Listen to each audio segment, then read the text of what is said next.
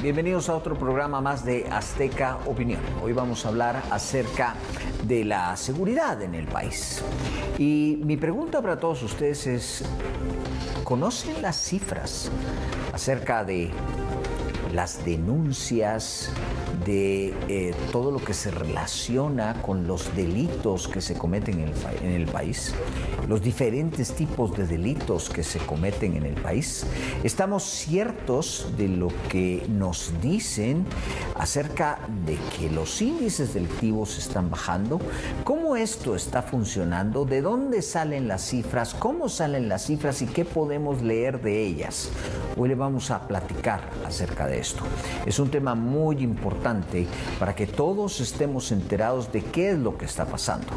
Puede ser un buen síntoma, puede ser un mal síntoma, pero lo cierto es que todos los guatemaltecos vivimos preocupados todos los días por un mismo tema, por lo que nos puede suceder en la calle, simplemente cuando nos tratan de quitar un aparatito como este o miles de otras cosas que suceden, las extorsiones, en fin, muchos tipos de delitos que existen. Y hoy vamos a platicar con ello con nuestro invitado, quien está calificadísimo para esto porque le han venido dando seguimiento a esto. Está con nosotros el licenciado Walter Menchú. Le doy una bienvenida, licenciado, muchas gracias por estar acá con nosotros en Azteca Opinión. Ustedes en el CIEN, analista de seguridad del CIEN, ustedes han venido y se han dado a la tarea de realmente pues ver de dónde salen las cifras y qué es lo que podemos leer de las cifras. Lo primero, ¿tenemos cifras ciertas y confiables ya? ¿O cómo ha sido esta tarea de darle lectura a lo que está pasando? Buenas noches, gracias por la invitación. Generalmente existen dos fuentes de donde proviene la información, digamos. Una son las fuentes administrativas, de registros administrativos, y ahí podemos consultar diversas denuncias que se hacen en las instituciones. Nosotros en particular cada mes recopilamos las cifras de denuncias que se ponen en la Policía Nacional Civil. Hay cierto tipo de delitos que tal vez no dependen tanto de las denuncias, por ejemplo el tema de la violencia homicida. Hay un cadáver ahí, la policía lo reporta, entonces no hay mucha diferencia.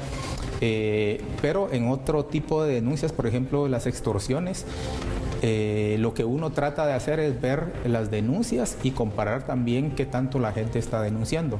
Entonces, este segundo indicador se recoge a través de encuestas de victimización que normalmente en diversos países como México, Colombia, Estados Unidos y muchos países europeos desarrollados las realizan cada 2 años, al menos.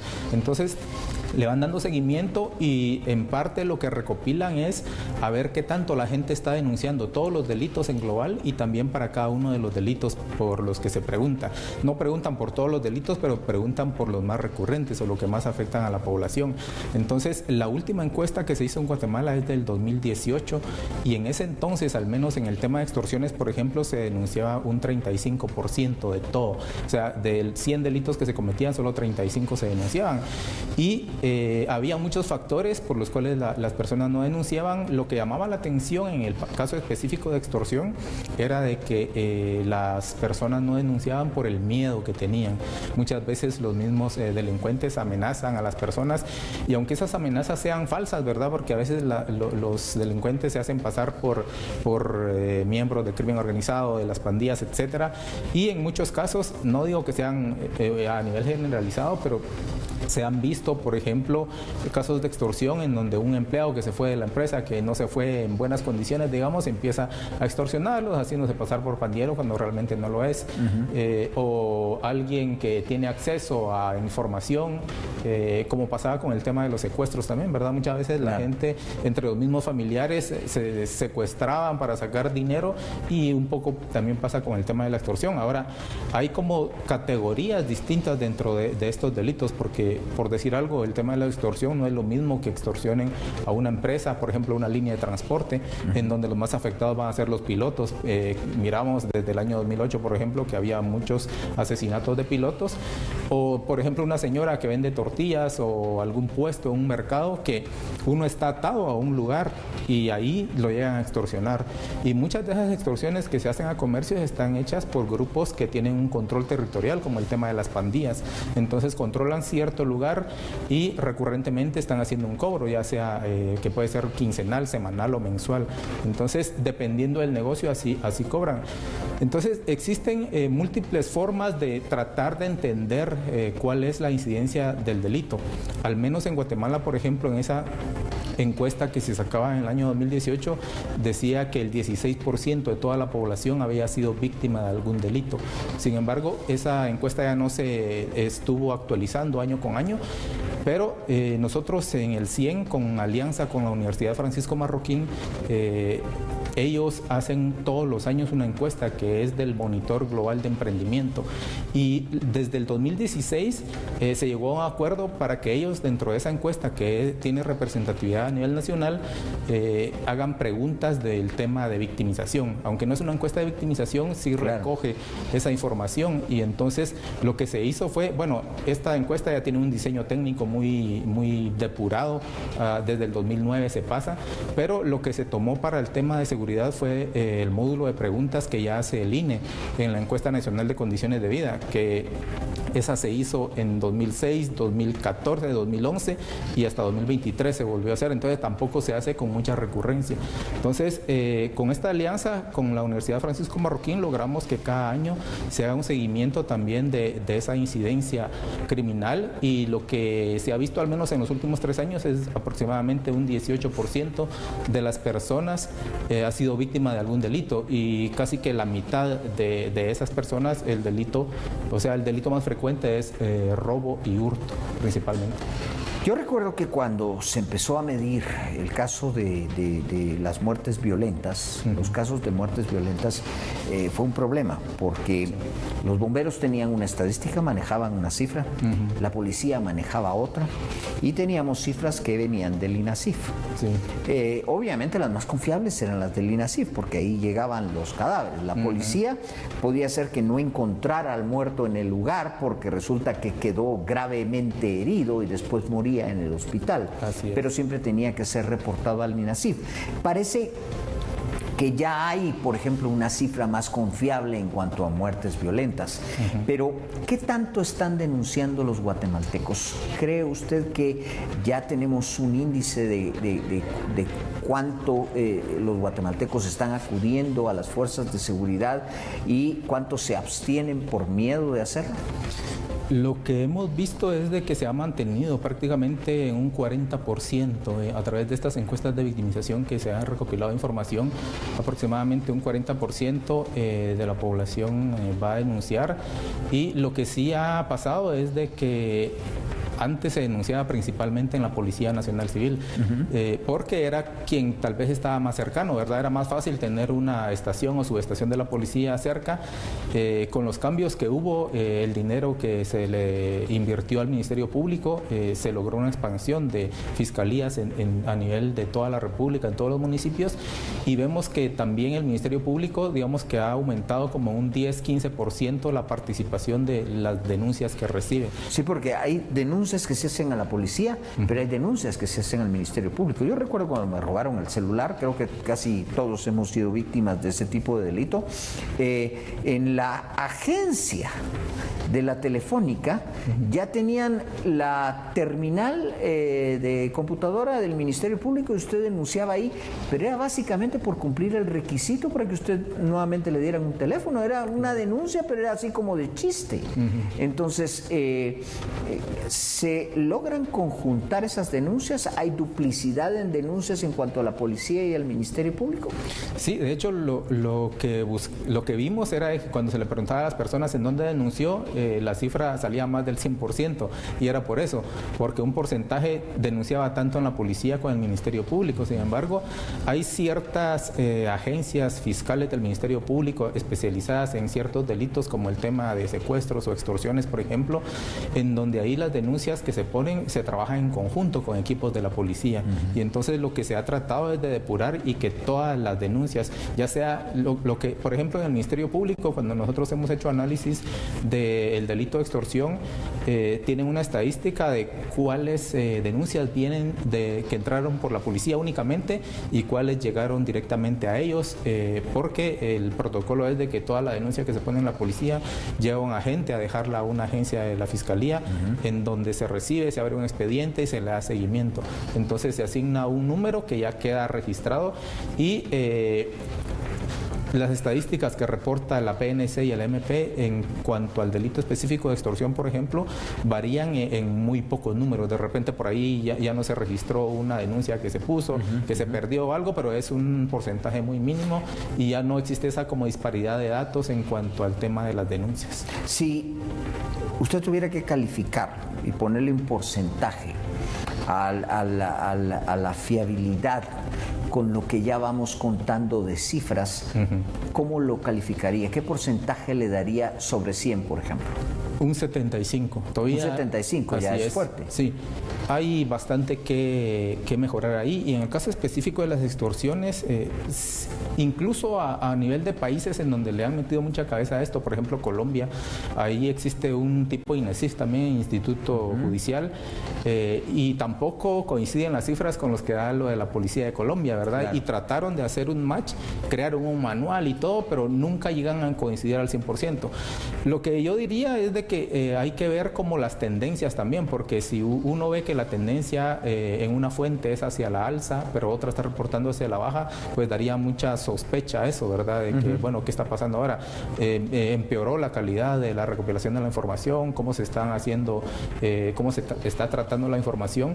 Lo que nosotros seguimos todos los meses es tanto las estadísticas del INASIF como la de la Policía Nacional Civil en el tema de los homicidios, y al menos en este año las necropsias asociadas a hechos criminales reportadas por el INASIF reporta una reducción del 3%. Reducción del 3%. Así es. Y en el caso de la policía, la reducción es del 6% en los homicidios que ellos reportan. Claro. En las necropsias que realiza el INASIF, obviamente tienen que ir los que llegan y mueren en el hospital, porque tienen que remitirlos necesariamente al INASIF, ¿no? Por eso las cifras brutas, digamos, sí difieren.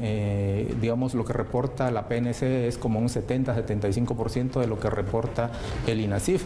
Claro. Pero también las cifras del INASIF no son, digamos, no es que esa sea la cifra, porque el INASIF incluye muertes violentas dentro de estos necropsias asociadas a hechos criminales, pero la definición dentro de esas muertes violentas entran, por ejemplo, personas que han sido estranguladas y no se sabe si fue a propósito o alguien más los hizo. Por ejemplo, alguien que lo matan haciendo creer de que se suicidó. Entonces, ahí no hay certeza de qué fue lo que pasó, si es un crimen o él mismo lo hizo. Justamente le iba a preguntar, porque en el índice de suicidios, yo realizaba una entrevista acerca de esto en la mañana, por ejemplo, no existe un índice de suicidios, porque lo que tienen es diferentes categorías, asfixia por suspensión, pero no se sabe si alguien lo colgó o esa persona lo hizo. Asfixia por sumersión también, por ejemplo, me resbalé y me caí, o de repente vino alguien y me empujó. Claro. O sea, no había nadie grabando ahí para ver qué fue lo que pasó realmente. Claro. Entonces, mientras se investiga a ver si hay pruebas de qué fue, entonces hay ciertas necropsias que el INASIF cataloga como asociadas a hechos criminales que realmente terminan no siendo hechos criminales. Ahora, ¿por qué la percepción del guatemalteco en cuanto a la inseguridad, digamos, no baja? Porque a pesar de que, bueno, si vemos las cifras de 2009, que fue el año en donde se registró la mayor cantidad de homicidios, digamos fuente PNC, que fueron 6.500 homicidios. El año pasado fueron 2.750, redondeémoslo ahí. La tasa bajó de 46 por cada 100.000 habitantes a 17.3 por cada 100.000 habitantes. Aunque hay una reducción notoria y notable, es insuficiente. O sea, el año pasado cerramos con una tasa de homicidios incluso más baja que Costa Rica. Sin embargo, cuando uno va a Costa Rica no se siente tan inseguro como dependiendo en qué zonas de acá del país se encuentre, ¿verdad? Claro. Entonces, es una cuestión de que también hemos estado históricamente bombardeados con temas de noticias. A veces son noticias muy amarillistas que se repiten. Lo que nosotros vimos, por ejemplo, con una encuesta del proyecto de opinión pública de América Latina que hace la Universidad de Vanderbilt de Estados Unidos, en varios países de Latinoamérica y específicamente en el caso de Guatemala vimos que empezó a haber una tendencia a hacerse una brecha muy grande entre la tasa de victimización, que le decía que estaba en 18, y la tasa de percepción de inseguridad. Entonces, la pregunta que hacían de percepción de inseguridad era, ¿usted se siente seguro o inseguro en su barrio? Ya no lo decían a nivel de todo país, sino a nivel de barrio. Y habían 4 categorías: categoría muy seguro, seguro, muy inseguro o inseguro. Entonces, las 2 categorías de abajo que referían a inseguridad, al menos en el año 2019, por ejemplo, antes de la pandemia, un 54% de la población decía que se sentía inseguro en el barrio donde vivía.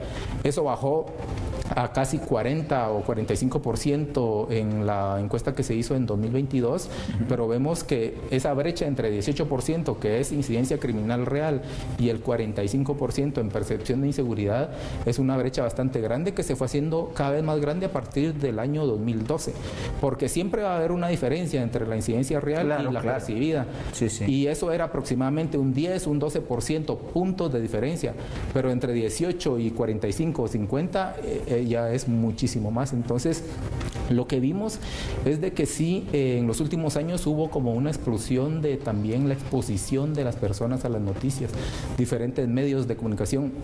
Antes, hace 50, 70 redes sociales, años, por ejemplo, que ahora hay videos de todo. Cabal, hace 50 años, 70 años, ¿cómo se enteraba uno de las noticias? Al día siguiente abriendo la prensa o viendo las noticias de Canal Azteca, viendo, por ejemplo, escuchando la radio, la radio que llegaba a todos los rincones del país. Luego la inmediatez con el tema de las redes sociales, WhatsApp, que hay cámaras de seguridad, por ejemplo, hay muchos hechos ahora que quedan grabados en cámaras de seguridad o que la gente tiene acceso.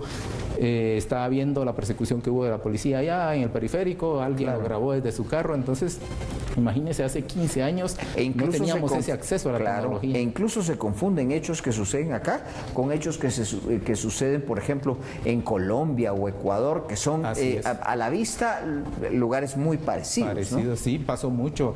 Desde hace como 3, 4 años que también se circulaban esas noticias haciendo creer que era acá y realmente no era acá. Entonces hay muchos factores que han como sumado a esa percepción de inseguridad que ha ido más al alza, en parte también porque como hay una repetición, ¿verdad? Claro. Un solo hecho me lo mandó mi amigo, un familiar, lo vi en un canal de Telegram de una agencia de noticias y lo repitieron otra vez y volvió a salir en la prensa. Hoy por hoy, ¿ustedes tienen datos o es medible, por ejemplo, la percepción realmente? Solo encuestas. Así es.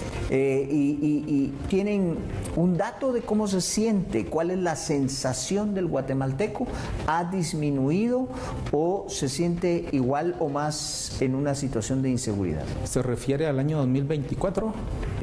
Pues sí, no sé si habrá datos de este año o cómo cerramos el año pasado. No, los datos más recientes que los datos más recientes eran de 2023 y ahí decía que aproximadamente un 40% y sí había reducido de ese 50 que le mencionaba a 40. O sea, sí viene reduciendo incluso la percepción. Así es, ajá.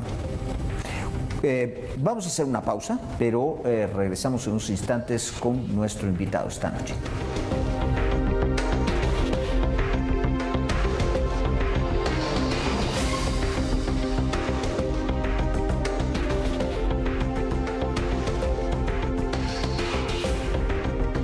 Este sábado, en Cine Cantinflas. Cantinflas, en una noche de borrachera, se convierte en soldado del ejército por error. Ahí está la equivocación. Juan, si aquí no existe ningún Juan Pérez. Esa afirmación del acusado es enteramente pueril. Ay, sí tú, puerilísima. El pueril lo será usted. Y más respeto para el tribunal, que para eso está aquí. Se lo están carneando, señor juez. Pero una bala perdida lo hará visitar el cielo y el infierno. No llores, chato. No llores, mi diablito. Pues que no comprendes que tus lágrimas queman. Cantinflas, un día con el diablo, solo por TV Azteca Guate. Oye, José, ¿ya escuchaste el nuevo programa del IX para los migrantes guatemaltecos? No. ¿De qué se trata, Juan? Es un programa donde puedes aportar voluntariamente a tu pensión y obtener prestaciones en dinero, ya sea por invalidez, vejez o sobrevivencia. Y también puedes proteger a tu familia en Guatemala. Suena genial. ¿Y cómo puedo inscribirme? Solo necesitas ingresar a la página oficial del ICS y ahí te puedes inscribir. Buenísimo. Asegura a tu familia y protege tu futuro. ICS. TV Azteca Guate, el mejor canal. Este sábado, en Cine Estelar. Nada va a molestarnos. Eso se acabó. Recuperamos a nuestra familia.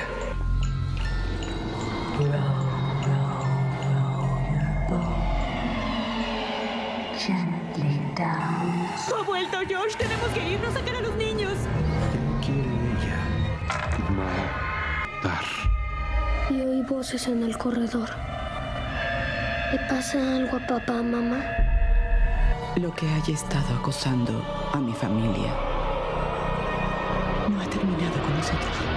Cuando Josh fue a aquel otro mundo, algo más volvió. La Noche del Demonio 2. Solo por TV Azteca Guate, el mejor canal.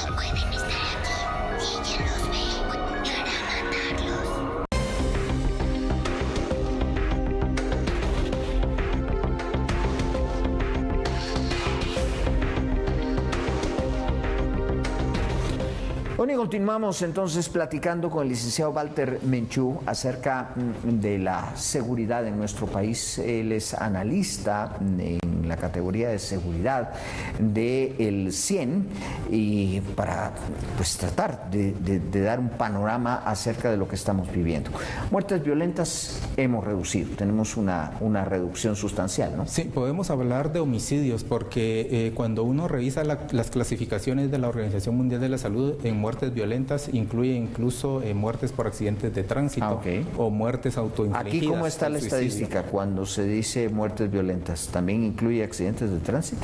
No, eso hay que tener cuidado porque a veces se circula cierta estadística que puede incluir eso y distorsiona. Entonces, nosotros nos gusta mejor hablar de homicidios, que el homicidio es una muerte intencional. Claro. Ahí incluyen muchos tipos penales, ¿verdad? Como por ejemplo el asesinato, el parricidio, el infanticidio, femicidio, etcétera. ¿Cómo vamos en la categoría de homicidios? ¿Cómo estamos, digamos, en las fechas, en las cifras más recientes? El dato que se usa para compararnos a nivel internacional es la tasa por cada 100.000 habitantes. En enero de 2023 era de 17. Cerramos en diciembre de 2023 con 16.7, es decir, en todos los 12 meses del año pasado reducimos 0.3 puntos de la tasa. Y fue el primer año en que se redujo porque habíamos aumentado después de la pandemia, porque al final la pandemia fue una reducción. Distorsionó, ¿verdad? Claro, todos estábamos encerrados. Anormal, digamos. Entonces, el primer año que se redujo nuevamente fue 2023, que fue 0.3 puntos. Entre enero y agosto de 2024, agosto son los últimos datos que tenemos, la tasa ya era 15.8. Es decir, son 0.9 puntos menos que a inicios de año y solo van 8 meses del año. ¿Qué significa eso? Que son 177 homicidios menos comparado los primeros 8 meses de 2024 con los primeros 8 meses de 2023. Sin embargo, no todos los departamentos están teniendo una reducción así como en todo el país. Principalmente las reducciones se dieron en Izabal y Escuintla. En Izabal, principalmente en el municipio de Morales, hay un tema probablemente relacionado con el narcotráfico, ¿verdad? Y en Escuintla, pues hay varios municipios como Palín, Nueva Concepción, la misma cabecera departamental, La Gomera también, que registran reducciones importantes a nivel municipal, pero hay otros municipios que nos preocupan, por ejemplo Chinautla, que ha aumentado 21 homicidios del año pasado. Eso ya es Guatemala. El departamento de Guatemala. En Santa Rosa, que es uno de los departamentos que más ha aumentado, casi que los 18 homicidios que hay de más en ese departamento están atribuidos a la violencia homicida de Barberena. Ahí vimos que en el primer trimestre de este año hubo algunos ataques muy violentos, también probablemente asociados a crimen organizado por la forma en que se ejecutaron. Y luego también nos preocupa algunos sectores, por ejemplo, de Villanueva, que a pesar de que no es un municipio en donde ha repuntado la violencia homicida así en gran manera, sí hay ciertos sectores, y principalmente los últimos 3 meses, porque en febrero y marzo en Villanueva se registraron cifras de un un dígito de homicidios, o sea, menos de 10 homicidios. Abonándole aquí en la capital, por ejemplo, en lo que nosotros damos de noticias, es frecuente el foco Villanueva, sí. Misco. Así es. Zona 12, la Reformita. El área de la zona 6, que incluye parte de Chinautla. Chinautla, así exactamente. Es. La zona 18, por el tema de la extensión territorial y las condiciones ahí de urbanización también, ¿verdad? Hay un control territorial de pandillas ahí importante que también afecta a veces al municipio de San Raimundo, que es que si uno sigue recto de la zona 18 puede ir a salir allá. Entonces, todas estas afectaciones territoriales a veces no se ven únicamente a nivel municipal, sino por grupos o regiones o incluso adentro de un municipio muy focalizadas a veces en ciertos sectores. Ahí en Villanueva, por ejemplo, el tema de Ciudad Peronia o Bárcenas, que hemos visto también algunos ataques, varios de ellos también asociados a pandillas. ¿Qué datos se tienen, por ejemplo, de robo? En las calles vemos muchos videos de denuncia, incluso a mano armada, del robo de los aparatos de celular, de bolsos en las calles, de atracos, etcétera, etcétera. ¿Qué está pasando en ese rubro? El único dato que tenemos ahí es el que proviene de las encuestas de victimización que le comentaba al inicio, que de ese 18% de guatemaltecos que sufren algún delito, la mitad sufre un robo o un hurto. A pesar de que al menos en los últimos 3 años ese 18% se ha mantenido más o menos en ese mismo nivel, los robos y hurtos incluso se han reducido en cuanto a proporción, porque antes estaban más cerca del 60% del total de delitos, el 60% eran robos y hurtos, ahora bajó a 50%. Y lo que nos llamó la atención es de que al menos entre 2019 y 2024 las cifras de los delitos de extorsión y de los delitos de estafas aumentaron entre un 5 y 6% en cuanto a proporción. Por ejemplo, o sea, se redujeron los robos y los hurtos, pero aumentaron las extorsiones. Y las estafas. Entonces también con el tema de la tecnología que decíamos, ¿verdad? Claro. Y principalmente en este año yo he recibido un montón de correos electrónicos o mensajes a mi WhatsApp o mensajes así de esos normales en donde ven a recoger tu premio y hay quienes o por ver noticias, va, entra a este link a ver esto y salen otras cosas que nada que ver. Entonces por lo general son para robar datos, ¿verdad? Y mucha gente también cae en esos engaños. Entonces sí se ha visto un incremento bastante importante ahí y la necesidad también de cómo adaptar las formas en que se persigue el delito, dado que los delitos van evolucionando todo el tiempo. Si tenemos que, esto tendría que ser, el robo de celulares, por ejemplo, tendría que ser mucho más fácil, porque tendría que haber incluso datos que tendrían que tener las compañías de celular, algunas. ¿Eso se contrachequea? Realmente no, porque se pasaron las leyes estas que trataron de controlar y hacer bases de datos negativas, ¿verdad? De SIMs y emails, que se llaman los números esos a los que está asociado un teléfono, para después bloquearlos, y no se pudo implementar. Realmente lo que pasa en Guatemala es de que los diputados creen que sacando una ley va a cambiar el asunto. El problema. Realmente la aplicación de la ley, ¿verdad? Si la ley no se aplica, no se implementa y nadie la hace que se ejecute, realmente no va a pasar nada. Lo mismo está pasando con el tema, es el tema trillado del bloqueo de la señal en las cárceles, ¿verdad? Que venimos hablando de eso desde hace 15 años y no pasa. Se pasó una ley que después la volvieron a quitar, se puso un recurso en la Corte y ya no está. Entre las empresas de telefonía y el Ministerio de Gobernación se tiran la pelota de quién es la responsabilidad, de quién no está haciendo bien las cosas, y el tema es de que el resultado es de que un montón de las extorsiones, de llamadas principalmente de extorsión, vienen de las cárceles. Incluso los equipos de la policía ya tienen identificados cuáles son los números más frecuentes, y muchas veces tiene que pasar mucho tiempo antes de que se pueda hacer una requisa, ir a recopilar esos teléfonos y lograr encontrarlos. El problema es de que no se pueden deducir responsabilidades individuales. ¿Por qué? Porque en las cárceles, la mayoría de cárceles están hacinadas, no hay celdas individuales, sino hay celdas en donde viven 15, 20 gentes.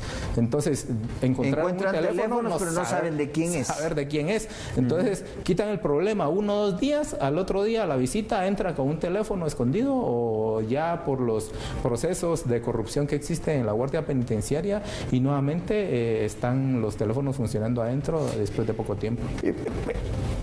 Las extorsiones, en lo que existen de datos, ¿viene una reducción o van en incremento?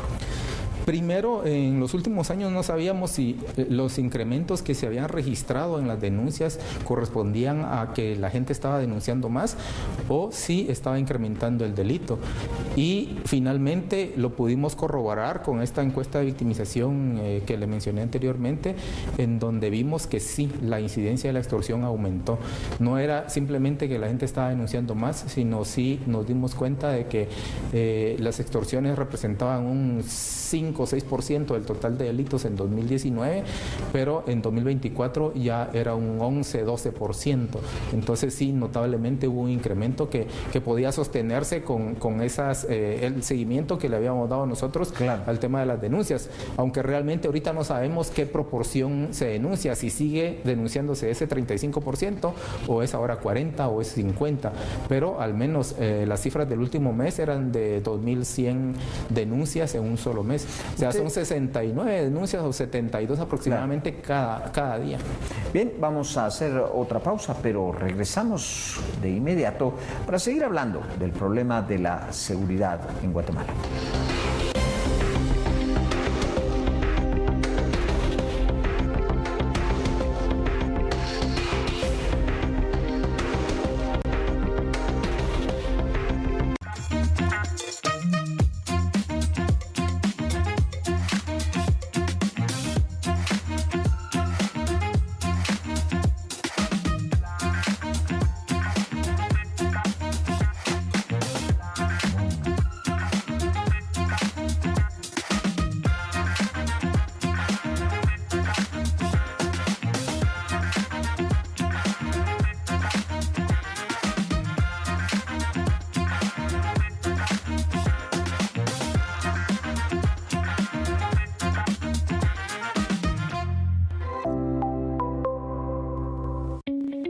Oye, José, ¿ya escuchaste el nuevo programa del IX para los migrantes guatemaltecos? No.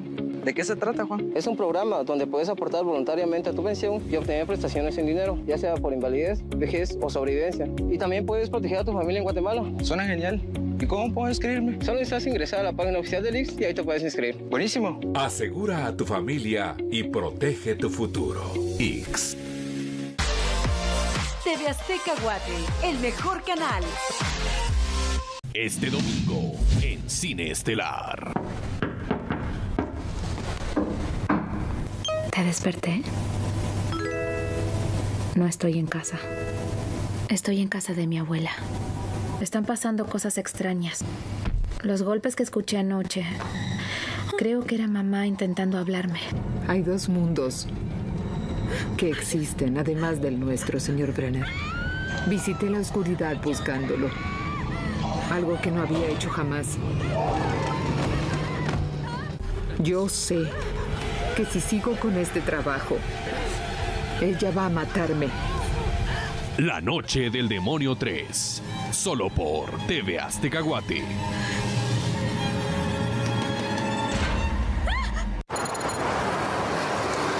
¿Un mensaje del banco? ¿Compra en proceso? Pero yo no he comprado nada. Responda a cancelar para que no pase la compra.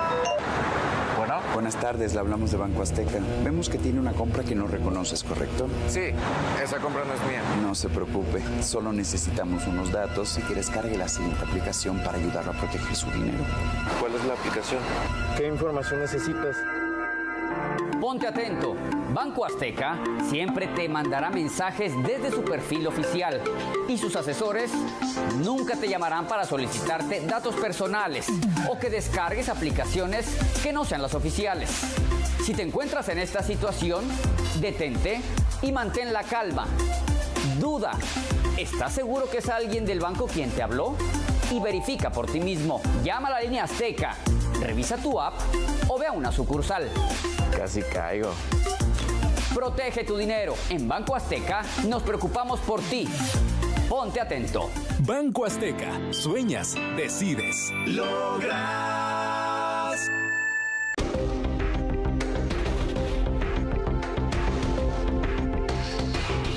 Continuamos entonces platicando con el analista de seguridad Walter Menchú del CIEN, del Centro de Investigaciones Económicas Nacionales, acerca de este tema, la seguridad ciudadana, ya en números amplios. A mí se me ocurre una pregunta. Ustedes hacen un esfuerzo, hay algunos otros grupos como el GAM también hacen su propio esfuerzo sobre otro tipo de cosas y sobre otro tipo de bases, pero ¿por qué las autoridades no hacen un esfuerzo en tener sus propias estadísticas ordenadas? ¿Han dicho algo acerca de esto? Bueno, acá hemos visto que sí ha habido una mejora bastante notable. Cuando nosotros iniciamos en el CIEN y conformamos el equipo de investigadores en seguridad ciudadana en el año 2010, nosotros estábamos acostumbrados, bueno, un grupo bastante grande del CIEN somos economistas, ¿verdad? Tenemos formación de economistas, estamos acostumbrados al dato, a presentar evidencia y ver causas, posibles causas, marcos teóricos. Y lo que encontramos en seguridad cuando instalamos el grupo de investigaciones en seguridad ciudadana es de que había muy poca información, muy pocos datos. Empezamos a sistematizarla solicitando información, y ahí lo bueno fue de que la ley de acceso a la información pública del año 2008 nos sirvió bastante, porque empezamos a solicitar información de bases de datos que ellos tenían, y ese ejercicio ya lo consolidamos desde el año 2016. Nosotros todos los meses hacemos este índice que le mencionaba al inicio, en donde recopilamos la información de aquellas denuncias que consideramos que son más certeras en cuanto a una mayor proporción de la población las denuncia. Por ejemplo, en el caso de los robos de motocicletas o robos de vehículos, está entre un 80 y un 85% del delito que se denuncia, mientras que otros tal vez no se denuncian mucho, como el tema de las extorsiones, pero nos interesa también darle un seguimiento cercano para ver cuáles son las tendencias. Entonces, esa, digamos, recurrencia de la solicitud de información también se la hemos como contagiado a los equipos adentro de los ministerios, porque ya saben que a inicios de mes van a tener una solicitud nuestra y ya saben más o menos cuál es la estructura de los datos que les pedimos. El hecho de que ustedes empezaran a investigar hizo que ellos se esforzaran en tener algunos datos. Sí, y ha ido evolucionando esto, porque recientemente, ahorita a mediados de año, el Ministerio de Gobernación, con ayuda de Infosegura, PNUD, publicaron una página que se llama Pladec, que es datos de criminalidad, en donde hay también diferentes tipos de denuncias, en parte varias de las que nosotros recopilamos, en donde se puede dar un seguimiento. Hay dashboards también en donde ya se pueden ver las gráficas, o si uno quiere consultar las bases de datos en crudo para analizarlos por su propia cuenta. Es algo que nosotros habíamos estado como insistiendo en que se hiciera en el ministerio ya desde hace mucho tiempo. Había habido un esfuerzo hace unos 2-3 años también en algo, pero eran muy débiles las estructuras de datos que se habían levantado, pero lo que vemos ahora es bastante completo. Todavía hay que mejorar tal vez un 5 o 10%, pero está bastante bien esa página. En el caso del INACIF, por ejemplo, también realizaron un esfuerzo similar de poner a disposición de la población bases de datos en formato de datos abiertos, ¿verdad? Para que cada quien pueda hacer análisis de la información y replicar. Por ejemplo, nosotros tenemos esta información, pero cualquiera puede solicitarla también, replicarla para ver que no nos estamos inventando los datos, ¿verdad? Sino tenemos, digamos, resoluciones que son resoluciones, ¿cómo se llama? Que podrían decirse que son datos oficiales, ¿verdad? De los que ellos nos comparten, y ya logramos desde hace unos 4 o 5 años de que nos las compartieran también en formatos editables, como en Excel, porque originalmente las compartían en PDF y era un infierno poner en orden esa información. Claro. Licenciado Menchú, ahorita de su respuesta me surgió la duda. Cuando hablamos de robo, ¿engloba todo tipo de robo? O, por ejemplo, el robo de vehículos en general es un apartado especial, y el robo de carteras, celulares o cualquier otro objeto, o todo está englobado en la misma categoría. No, la categoría de robo y hurto a peatones se le llama, digamos. Eso es como me quitaron la billetera, me quitaron el teléfono, cualquier cosa que llevara encima de valor, el celular, el reloj, por ejemplo. Pero las estadísticas de robo de motocicletas y robo de vehículos sí se contabilizan aparte. En particular porque también ¿Cómo estamos en eso? En ese sentido hubo después de la pandemia, principalmente 2022-2023, hubo un repunte, hubo un incremento, principalmente en el tema de robo de motocicletas. Habíamos observado desde 2015 una reducción sostenida en los datos de robo de vehículos y de motocicletas a partir de 2016 hasta la pandemia, el tema del año normal. Hubo un incremento, pero en los últimos años sí se ha registrado un aumento, principalmente 2022 y 2023, y este año también hay aumentos leves, pero ya no tanto como en 2022 y 2023, aunque en el caso de las motocicletas sí son mucho más que los vehículos, y lo que vimos ahí también era compararlo un poco con el parque vehicular. En los últimos 8 años el parque vehicular aumentó 76%, son 2.4 millones de vehículos más, de los cuales 1.5 millones son motocicletas. Entonces, el hecho de que haya más motocicletas también, digamos, hay una tendencia a que se las roben más. También por eso los comparamos, a pesar de que sacamos los datos por cada 100.000 habitantes, también hay que tomar en cuenta de que el parque vehicular ha estado incrementando, y por ahí también hay como una explicación de por qué un poco de este incremento se ha dado por ese motivo. Para hacer una, digamos, recapitulación, en el apartado homicidios tenemos una reducción. Podemos estar confiados los guatemaltecos en que pues alrededor de 2009 creo que empezó esta reducción, y entiendo yo que de los datos que ustedes tienen, la de este año ha sido un poco más significativa que la de otros años. Así es. Estoy correcto en esa, principalmente de años recientes. En esa conclusión. En el apartado robos y hurtos, que imagino que engloba a los eventos de la calle y toda esta cosa, también tenemos una reducción. Así es. Tenemos una reducción en eso. Sí. En el apartado extorsiones, ahí la película es diferente, ¿no? Sí, ahí tenemos un incremento. Ahí tenemos incrementos, o sea, están habiendo más extorsiones, se están incrementando. En cuanto al apartado de robo de vehículos, por lo que entiendo de su respuesta, también tenemos un incremento en el robo de vehículos. Sí. ¿No? O sea, esos son, digamos, dos de las preocupaciones que tenemos en este momento. En cuanto a, digamos, la victimización, entiendo que también tenemos una reducción. O sea, la gente ha dicho o ha respondido en las encuestas que ha sido menos víctima, digamos, por decirlo de alguna forma, de hechos delictivos que en anteriores ocasiones. Sí, 23% en 2019 y 18% en 2024. O sea, es significativo. Sí. Significativo.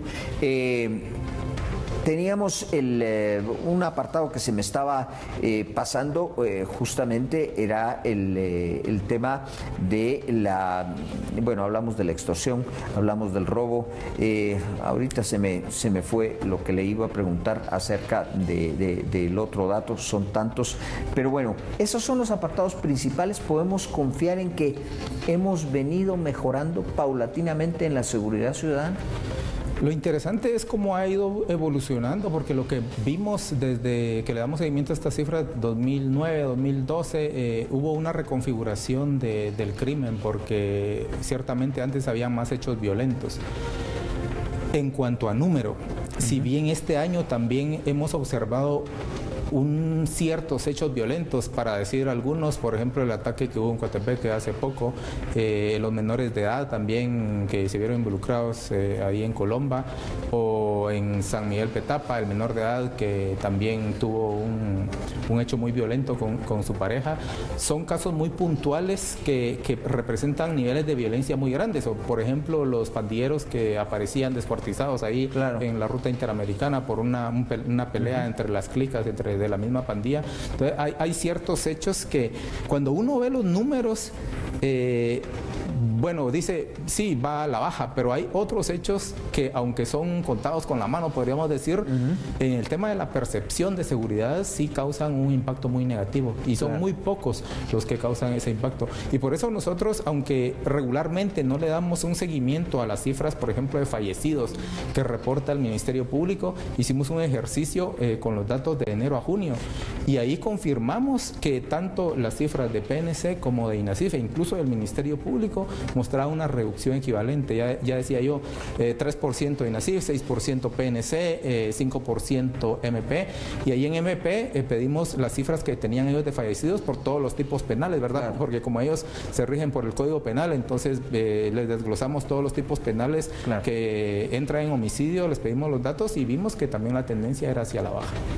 Bien, pues muchas gracias al licenciado Merchún por estar acá con nosotros. Pues aquí nos despedimos. Muchas gracias por habernos acompañado en otro programa más de Azteca Opinión. Tengan una excelente noche. Pásenla.